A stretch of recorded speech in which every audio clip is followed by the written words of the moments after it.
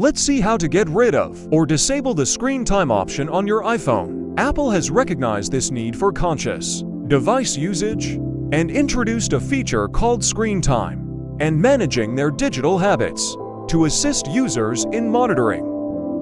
You might want to occasionally turn off tracking of your screen time, or perhaps you've decided to completely free yourself from this feature, regardless of the reason. In this tutorial, we will explore the steps to take in order to disable screen time on your iPhone. The first thing you need to do is to open the settings on your phone. Afterward, in the middle of the screen, you'll see the option Screen Time. Click on that. It opens up the Screen Time page,